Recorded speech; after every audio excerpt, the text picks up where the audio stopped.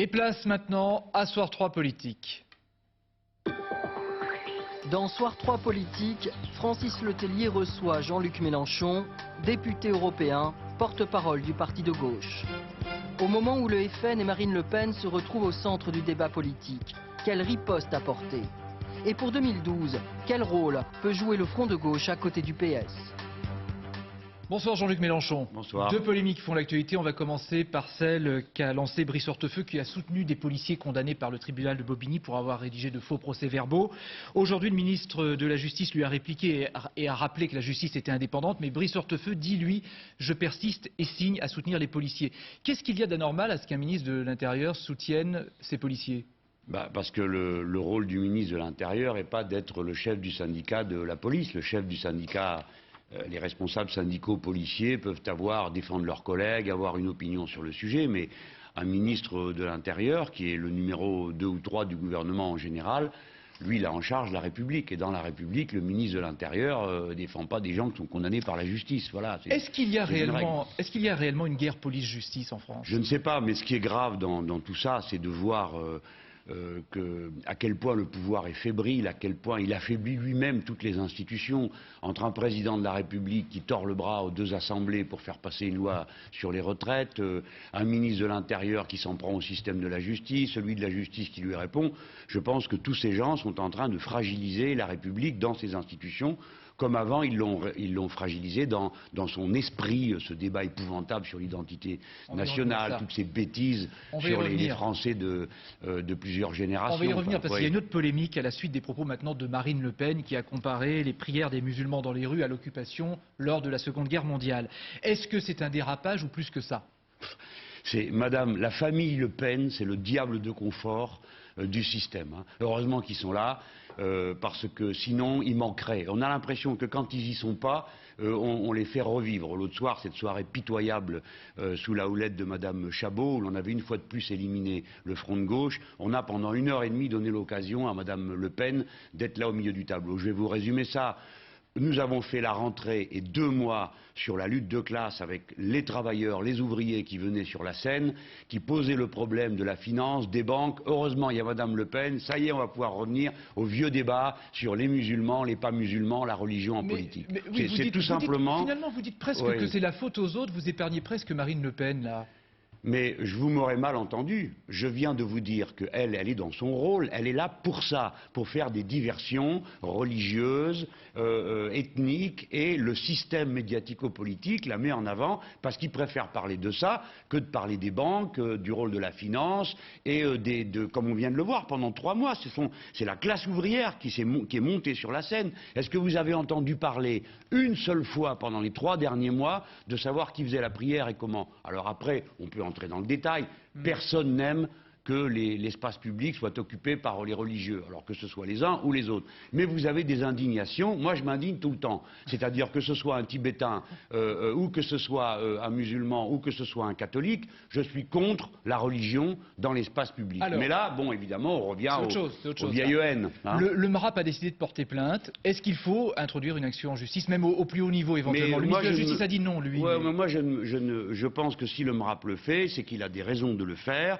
Et il est dans son rôle. Maintenant, nous, dans la représentation politique, la question est de savoir si nous allons continuer à sauter à la corde chaque fois qu'elle se livrera à une provocation qui va lui permettre de ne pas parler des sujets dont on veut l'avoir parlé. Parce que Madame Le Pen est en train de défendre les travailleurs, pour quelqu'un qui est partisan de la retraite à 67 ans, il y a quand même quelque chose qui est un peu bidon. Et pourtant, on la met en scène. Bon, très bien, vous la mangerez. Il y a quand même quelque chose là-dessus, pour terminer, qui doit vous rassurer, c'est qu'à droite comme à gauche, tout le monde dit stop au Front National. Non mais ça c'est bidon, c'est des paroles. Ils sautent, ils bondissent, ils mettent en scène. Vous avez à la une du Monde un grand papier qui dit en gros tous ceux qui sont contre l'euro, qui ont des critiques à faire sont pour Madame Le Pen. On l'amène sur les plateaux pour la présenter comme le diable de confort. Parce qu'après, je vais vous dire ce qui va se passer. L'UMP dira il faut surtout pas disperser les voix. Attention, Madame Le Pen va être à notre place au 2e tour. Et puis les socialistes diront il faut surtout pas disperser les voix parce que Madame Le Pen va prendre notre place comme en 2002. Donc c'est le diable de confort. Les deux compères s'entendent avec une clé pour mettre en route le petit moteur Et cette clé s'appelle Le Pen. Une fois qu'on met la clé Le Pen, on a droit au vote utile et à la sortie, eh bien, c'est toujours les mêmes. Alors reste, Patrice Machuré du service politique de François va nous rejoindre maintenant, que Marine Le Pen semble s'installer malgré tout dans le paysage politique, que vous le regrettiez, vous nous l'avez dit. Est-ce qu'elle devient, c'est la question, la troisième force, Patrice?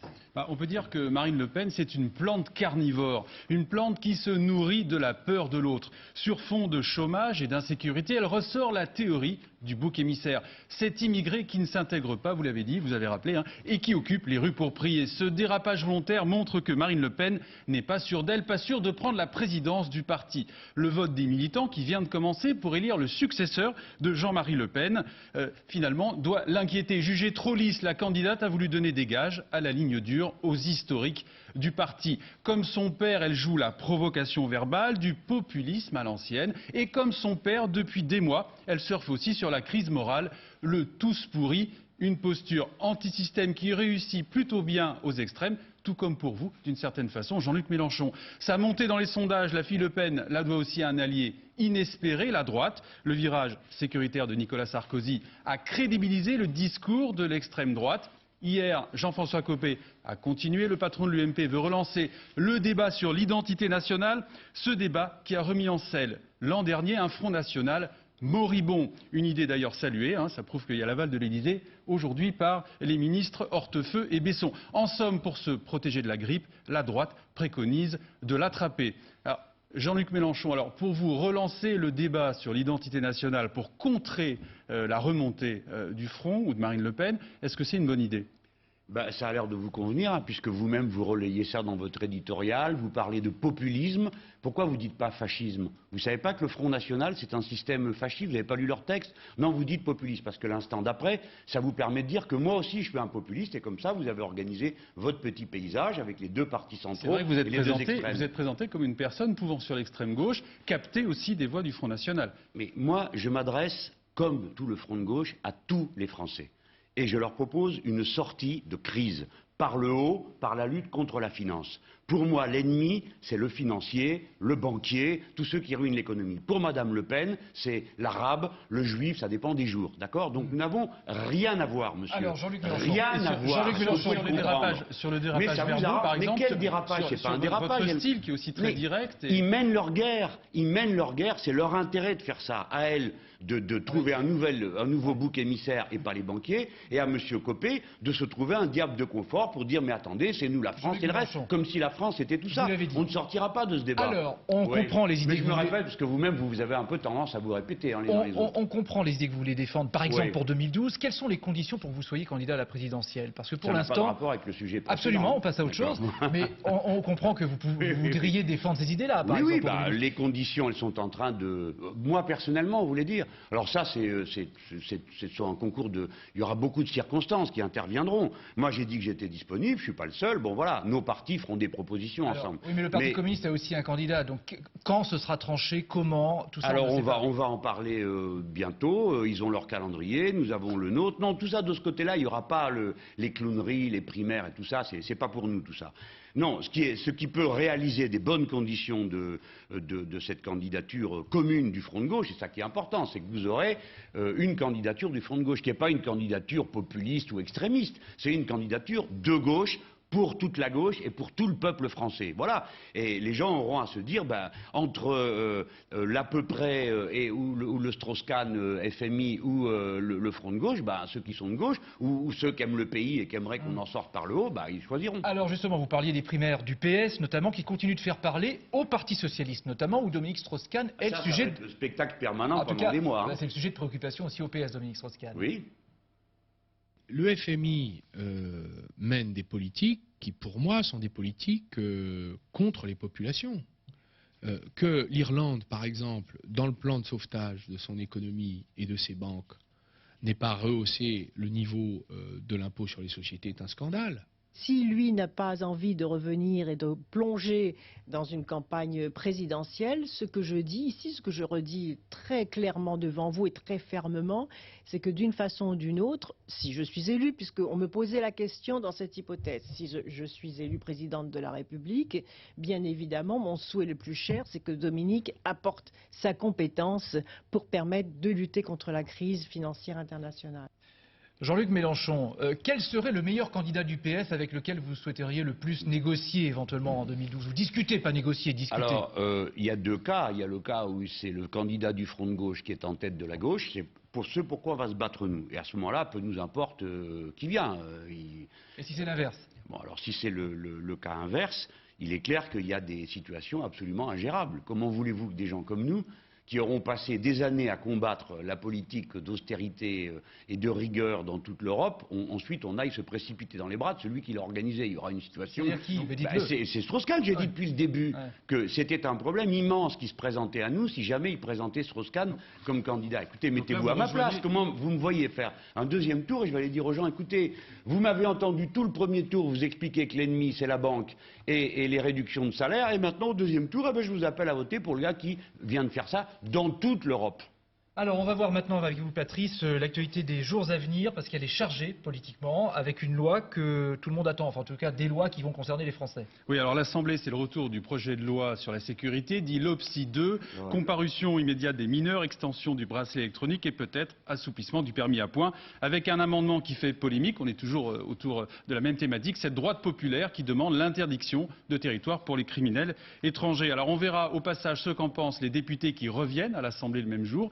8 au total, ce sont les ministres déchus du gouvernement qui retrouvent automatiquement leur siège au bout d'un mois, comme Jean-Louis Borloo, Hervé Morin ou Éric Woerth. Alors, mercredi, là, ça vous concerne, Jean-Luc Mélenchon, à Marseille cette fois, un meeting du parti de gauche sur la portée politique du mouvement social. Vous y serez? Et jeudi prochain, non, parce que moi, jeudi, je suis à La Courneuve avec Marie-Georges Buffet, puis il y a le meeting à Marseille. Oui, on est là en ce moment, on y va, on est présent partout. Et enfin, alors, dernier point, alors jeudi, vendredi, Conseil européen à Bruxelles sur fond de crise des dettes publiques et de l'euro. Nicolas Sarkozy, Angela Merkel vont défendre, en tout cas tenter, leur projet de gouvernance économique. Ça promet. Jean-Luc Mélenchon, avant ça, vous avez entendu tout à l'heure la victoire de l'UMP à Corbeil-Essonnes, donc échec de la gauche, qui pouvait avoir des espoirs. Comment vous expliquez ça?